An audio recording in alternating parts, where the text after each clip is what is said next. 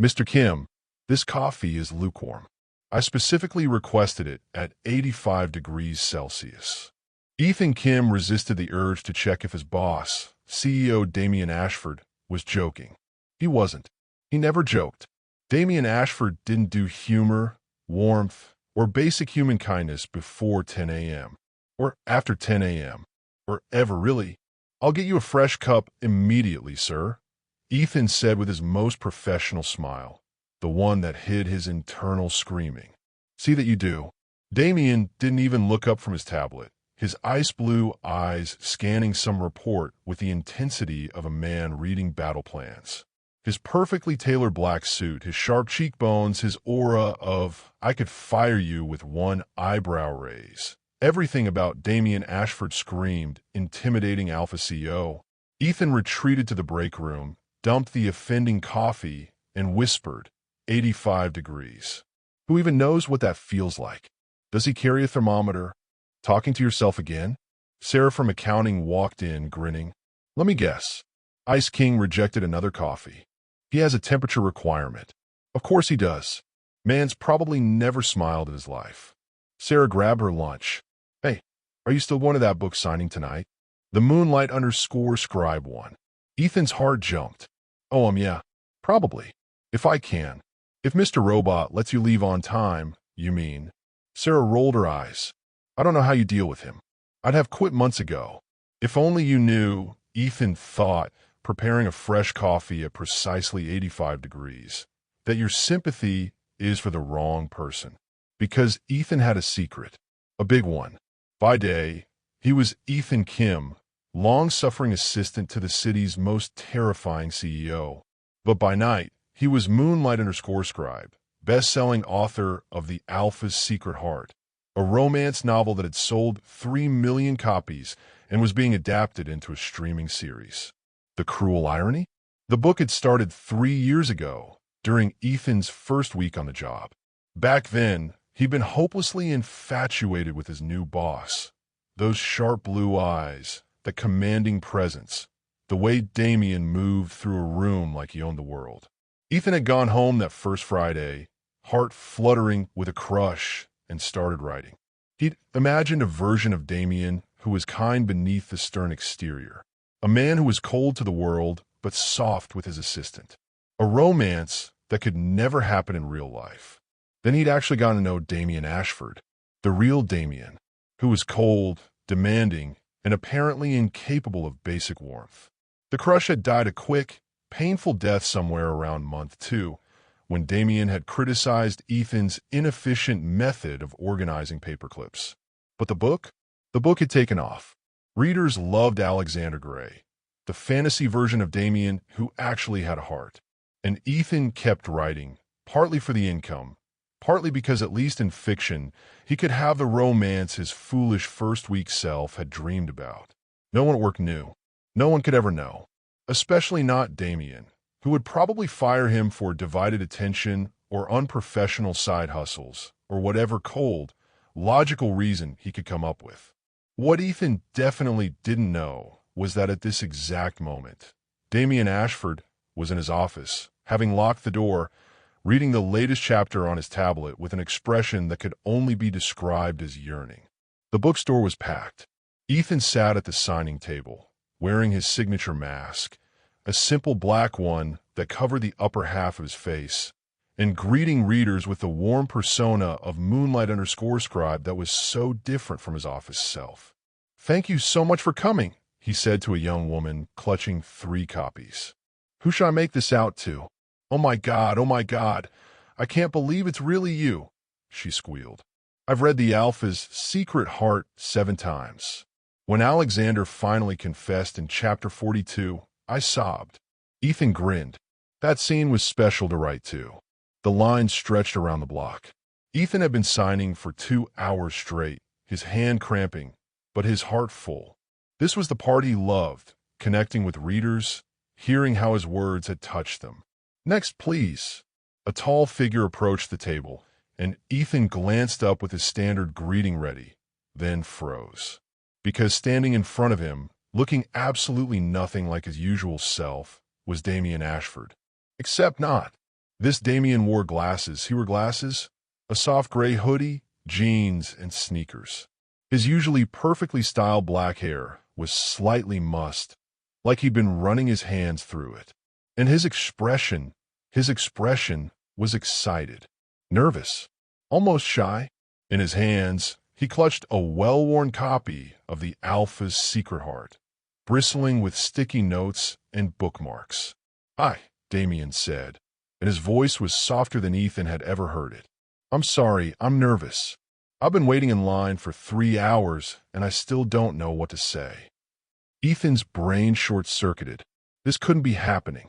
His nightmare boss was standing in front of him, in casual clothes, looking like an excited fanboy at his book signing, and had no idea who he was talking to. That's okay," Ethan managed, deepening his voice slightly and thanking every deity that he'd worn a mask. "I'm just happy you're here. What's your name?" "Oh, Damien. Just Damien is fine." He set the book down with reverent care. "I know this is going to sound ridiculous, but your book changed my life." Ethan's hand, poised with the pen, trembled slightly. "Change your life. I know how that sounds." Damien's laugh was self-deprecating and nothing like his office persona. "I'm usually not like this. I'm actually pretty cold, closed off. I have a demanding job, and I've built all these walls, and I never let anyone in. But Alexander, your character, he helped me realize that being vulnerable isn't weakness. That wanting connection doesn't make you less an alpha." Who was this man, and what had he done with Ethan's boss? Ethan cleared his throat. "I'm so glad the story resonated with you." "Resonated? I've read it 12 times. Damien pushed up his glasses, in a gesture so endearing Ethan wanted to scream. "I have a whole notebook of analysis. My therapist says I'm using your book to process my emotions, which is probably true because I'm terrible at feelings." Damien Ashford, in therapy, analyzing a romance novel, looking soft and vulnerable and completely unlike the man who'd rejected coffee for being 2 degrees too cold that morning. "Would you like me to sign it?" Ethan asked weakly. "Yes, please. And if it's not too much trouble." Damien pulled out his phone, looking almost embarrassed. "Could I ask you some questions? About Alexander's character arc? I have theories about the symbolism in Chapter 37, and I've been dying to know if I'm reading too much into it, or if you really meant." "Sir," a bookstore employee appeared. "I'm sorry, but we need to keep the line moving. You can chat more at the Q&A session after." "Oh, of course. I'm sorry." Damien looked genuinely apologetic. "I got carried away. Your work means a lot to me. Thank you for writing it." Ethan signed the book in a daze, his hand moving on autopilot while his brain screamed. When he handed it back, their fingers brushed, and Damien's entire face lit up with a smile so genuine and warm that Ethan forgot how to breathe. "Thank you," Damien said softly, clutching the book to his chest like treasure. "I'll see you at the Q&A." He walked away, and Ethan stared after him, completely lost. That was his boss, his cold, demanding perfectionist boss, who apparently became a soft, enthusiastic book nerd outside the office. The universe was laughing at him. It had to be. The Q&A session was going smoothly until Damien raised his hand. "Yes, you in the gray hoodie," Ethan said, immediately regretting it. Damien stood up, and Ethan could see his well-worn copy clutched in his hands, sticky notes visible from across the room. "Thank you. I have a question about Alexander's emotional journey. In Chapter 23, when he realizes he's in love with Marcus but doesn't say anything because he's afraid of the power imbalance, was that inspired by personal experience? Because the way you wrote his internal conflict felt so authentic, and I wondered if you'd ever been in a similar situation where you had feelings for someone but couldn't act on them due to professional or social constraints." The room went silent. That was a very specific question. Ethan's mind raced. "I think a lot of writers draw from observation and imagination. The key was making Alexander's fear feel universal. That sense of wanting something you think you can't have. Right, but the specificity of it." Damien flipped to a bookmark page.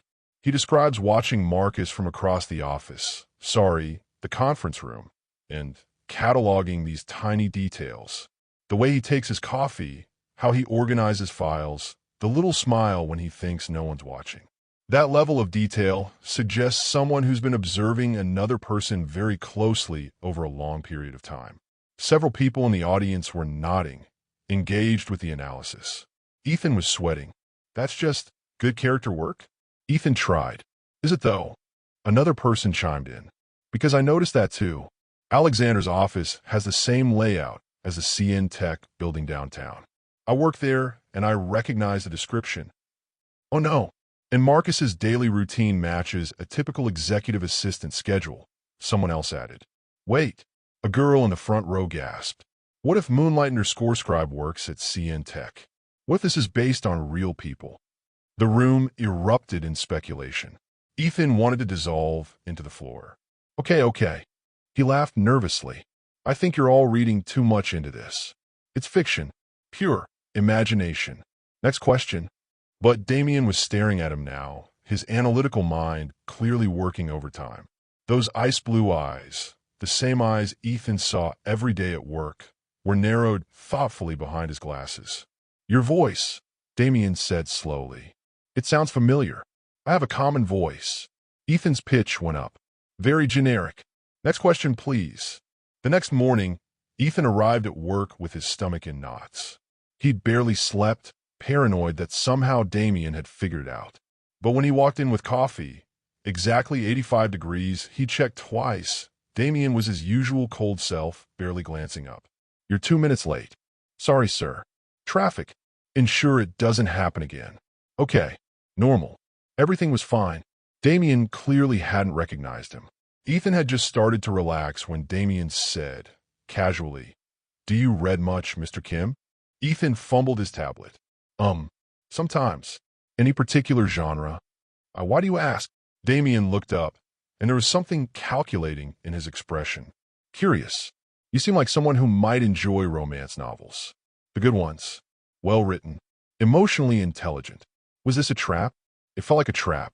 I've read a few, Ethan said carefully. Damien returned to his work. I'm reading an excellent one currently. The Alpha's Secret Heart. Are you familiar? Ethan's soul left his body. And no, never heard of it. Pity. I think you'd relate to Marcus, the assistant character. He's very competent, detail-oriented, observant. Each word felt weighted. The author clearly knows assistants well. Maybe they did research, Ethan squeaked. Perhaps. Damien's smile was slight, mysterious. Or perhaps they are one. Before Ethan could spiral into panic, the office phone rang. Saved by the bell. But for the rest of the day, Ethan noticed changes. Small ones. Damien said, please, when asking for things. He asked if Ethan had eaten lunch. When Ethan brought him coffee, Damien said, this is perfect, thank you, without checking the temperature. And something strange happened in Ethan's chest. A flutter. Familiar and unwelcome. No, he told himself firmly. Not again. You learned this lesson. But then Damien smiled. Actually smiled when Ethan brought him the quarterly reports early, and Ethan's heart did a traitorous little skip. At 5 p.m., Damien looked up from his computer. Mr. Kim, you've been working late all week. Please go home at a reasonable hour tonight. Ethan blinked. What? You heard me. Work-life balance is important. I've been reading, he caught himself. I've been thinking about employee wellness. Take the evening. Are you feeling all right, sir? Perfectly fine. What? You're being nice. I'm always professional, Mr. Kim. Yes, but this is nice professional. Not terrifying professional. Damien's lips twitched in what might have been almost a smile. Perhaps I'm trying something new. Now go. I believe there's a book signing you'd hate to miss. Ethan's heart stopped. What? The bookstore on 5th is hosting several author events this month. You seem like someone who would enjoy such things. Damien's expression was perfectly innocent. Too innocent. Have a good evening, Mr. Kim. As Ethan fled, he pressed a hand to his chest, feeling his heart racing. This was bad. This was very bad. Because the Damien he'd fallen for in week 1 had been a fantasy, a projection of what he'd hoped his handsome boss would be. That crush had died when reality set in. But now, Now Damien was acting like Alexander from his book. Kind, thoughtful, almost soft. And Ethan's heart, the traitorous thing, was starting to hope again. It continued for 2 weeks. Damien being nice, considerate, sometimes even funny in a dry, sarcastic way that made Ethan laugh before he could stop himself. And the questions. Oh, the questions. Mr. Kim, if you were a writer, what would you write about? Do you think it's possible to know someone through their work? To understand their heart by reading their words? What's your opinion on maintaining anonymity versus connecting with your audience? Each question felt like Damien was circling closer to the truth, playing with him like a cat with a mouse. But worse than the questions was what was happening to Ethan's heart. Every smile, every thoughtful gesture, every moment of unexpected kindness. It was like Damien was deliberately becoming Alexander Gray. The fantasy version Ethan had invented in week 1, before reality had crushed his naive crush. Except this was real. This was actually happening. Ethan would catch himself staring at Damien during meetings, the way he used to in those first innocent days. Would feel his pulse quicken when Damien's hand brushed his while passing documents. Would lie awake at night, heart pounding, thinking what if. Stop it, he told himself. You wrote Alexander as fiction because the real Damien was nothing like him. Don't fall for your own fantasy. But then Damien would do something like bring Ethan coffee at exactly the temperature Ethan preferred, which he'd somehow learned, or would defend him in a board meeting, or stay late to help with a project he'd normally have delegated, and Ethan's carefully reconstructed walls would crack a little more. The breaking point came when Ethan arrived at work to find a gift on his desk. A hardcover copy of the Alpha's Secret Heart, the special illustrated edition that hadn't been released yet. There was a note in Damien's precise handwriting. For inspiration, though I suspect you don't need it. D. Ethan's hands trembled as he held it. His heart was beating so hard he felt dizzy. This was it. Damien knew. And instead of being angry, he'd given Ethan a gift. Was being kind. Was being everything Ethan had written Alexander to be. Was being everything Ethan had wanted 3 years ago before he'd learned better. The realization hit him like lightning. He was falling for Damien again. Not the fantasy version. The real one, who'd apparently been hiding this soft side all along. And it was terrifying. Ethan marched into Damien's office without knocking. You know, Damien looked up, and his expression was completely calm. Know what, Mr. Kim? Don't play games. You know I'm Moonlight_Scribe scribe. Do I? Damien leaned back in his chair, and there it was, that soft expression from the signing, bleeding through his professional mask. Or do I simply suspect that my very talented assistant might have a secret life, writing the novel that's become my favorite book? How long have you known? Known? I don't know anything. But I've suspected since the Q&A session when you used the phrase observation and imagination, which is exactly what you said in your author interview last month. And your voice, even disguised, has certain cadences I recognize. Damien stood and walked around his desk. And perhaps because I've spent 3 years working with you, memorizing your mannerisms, the way you think, the way you see people, and I've found all of those things in Marcus Knight. Ethan's breath caught. You can't prove anything. I'm not trying to prove anything. Damien stopped in front of him. I'm trying to tell you that if you are Moonlight_Scribe, and I believe you are, then you're brilliant. Your writing is extraordinary. And I'm sorry, for being the kind of boss that made you think you had to hide this incredible talent. For being so cold that you couldn't share something you should be proud of. Damien's voice softened. I've been thinking a lot about Alexander's character. About how he pushed people away because he thought being vulnerable was weakness. And I realized I've been doing the same thing. Sir, Damien, please, at least when we're alone. He smiled, and it was that same warm smile from the signing. I went to your event in disguise because I was too embarrassed to let anyone know that I, the Ice King of CN Tech, am obsessed with a romance novel. That I've cried over fictional characters. That I've learned more about being a decent human from your book than from 30 years of life. Ethan's eyes burned. You really meant all that? At the signing. Every word. I've read your book 12 times because each time I find something new. Some piece of emotional truth I was too closed off to see before. Damien reached out hesitantly, giving Ethan plenty of time to step back. When he didn't, Damien's hand settled on his shoulder. You made me want to be better, like Alexander learned to be. This is insane, Ethan whispered. You're my boss. I am, which is why I'm not asking for anything. I'm just being honest. Finally, Damien's thumb brushed against Ethan's collarbone, a gentle touch that sent shivers down his spine. But I think you should know that the person I've been falling for through your words and the person I work with every day are the same. And that's extraordinary. I wrote Marcus as wish fulfillment. Ethan admitted quietly, his voice cracking. As everything I wished you could see in me. I had a crush on you. That first week, before I knew what you were really like. You were so handsome and commanding, and I was stupid and naive, and I went home and started writing a fantasy where you were kind. Where you could love someone like me. He laughed bitterly. Then I got to know the real you and realized how foolish I'd been. The crush died. But I kept writing the fantasy because at least in fiction, I could have what I wanted.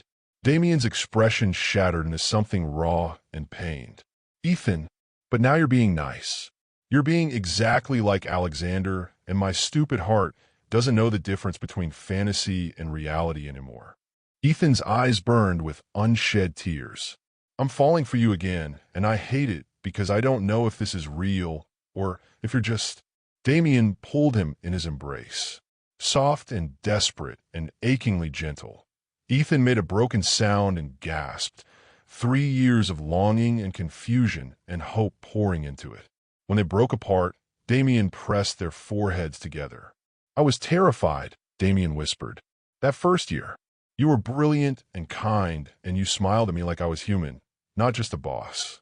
And I wanted so badly to be worthy of that smile. But I didn't know how. I'd spent so long being cold, being the Ice King, that I'd forgotten how to be anything else. So you pushed me away, Ethan said, understanding dawning. I pushed everyone away. It was safer, easier. Damien's thumb brushed away a tear from Ethan's cheek. Then I found your book, and I saw myself through your eyes, or through Alexander. I saw what I could be, what I wanted to be, and I started trying, started going to therapy, started reading about emotional intelligence and vulnerability. Your book became my guidebook for how to be human again. That's why you changed. I changed because you showed me who I wanted to be. The man you wrote, the man you'd hoped I was during that first week. That's who I want to be. Not the cold bastard who criticized your paperclip organization. Damien smiled sadly. I'm sorry I killed your crush. But if you'll give me a chance, I'd like to earn it back. The real way this time. Ethan's heart was thundering in his chest. That same flutter from week 1, but stronger, realer. Because this time it wasn't based on fantasy. This was Damien, the real Damien, being vulnerable and honest, and everything Ethan had secretly still hoped for. You already have, Ethan whispered. Ethan laughed shakily. I can't believe my boss is my biggest fan, and that he used my own book as a self-help guide. I can't believe my favorite author has been organizing my calendar for 3 years while secretly having a crush on me that I killed with my terrible personality. Damien pressed their foreheads together, smiling. Though it explains why Alexander's emotional growth arc is so well written. You were writing the instruction manual I desperately needed. Are you saying I accidentally wrote you into being a better person? You wrote me into wanting to be the person you deserved. The person you'd imagined in week 1. Damien pulled back to meet his eyes, vulnerable and open in a way Ethan had never seen. I'm still working on it, still learning. But every day, I try to be more like Alexander, more like the man who could deserve Marcus. Ethan's heart felt too big for his chest. You don't have to be Alexander. I'm falling for Damien, the real one, the one who leaves analytical comments on my chapters and brings me coffee and is trying so hard to be better. Even though I criticized your paperclips, especially because you're trying to make up for the paperclips. Ethan grinned, though you still owe me an apology for that. I'm sorry about the paperclips and the coffee temperature obsession and every cold, terrible thing I did before I learned how to be human again. Damien's expression turned serious. But I'm not sorry for reading your book 12 times. Or for falling in love with you through your words before I had the courage to fall in love with you in person. Are you going to fire me? For being talented? Absolutely not. I'm going to create a new position, creative consultant. Better pay, flexible hours, and full support for your writing career. Damien pulled back to meet his eyes. That is, if you want to stay. I understand if this is all too complicated. I want to stay. Ethan gripped Damien's jacket. But we need ground rules and boundaries. And you can't use your position too. I would never. We do this right, or not at all. Damien's expression turned serious. Professional at work, personal outside of it. Complete separation until we figure this out properly. Okay, good. Ethan paused, though I reserve the right to keep writing about you. I'd be offended if you stopped. I need to know how chapter 48 ends. Alexander and Marcus finally got together in 47, but there's still the conflict with the board of directors, and Damien caught himself looking sheepish. Sorry. Fanboy mode. Don't apologize. It's adorable. Ethan grinned. Who knew the Ice King was secretly a romance novel nerd? Who knew Moonlight_Scribe was my terrifyingly competent assistant who I've been half in love with for 2 years? 2 years. You think I request coffee at exactly 85 degrees for practical reasons? I just like watching you concentrate while preparing it. Your focused expression is distracting. Damien looked embarrassed. I'm aware that's pathetic. It's the most romantic thing anyone's ever said to me, and I write romance for a living. They stood there, grinning at each other like idiots, until Ethan's phone buzzed. A notification from his publisher. Oh no. What? They want me to do a face reveal for the streaming series promotion. Damien's eyes lit up. Perfect. I'll go with you. For moral support. Definitely not, because I want to see the internet's reaction when they realize Moonlight_Scribe is gorgeous. You think I'm gorgeous? I think you're everything. Damien smiled as he hugged him.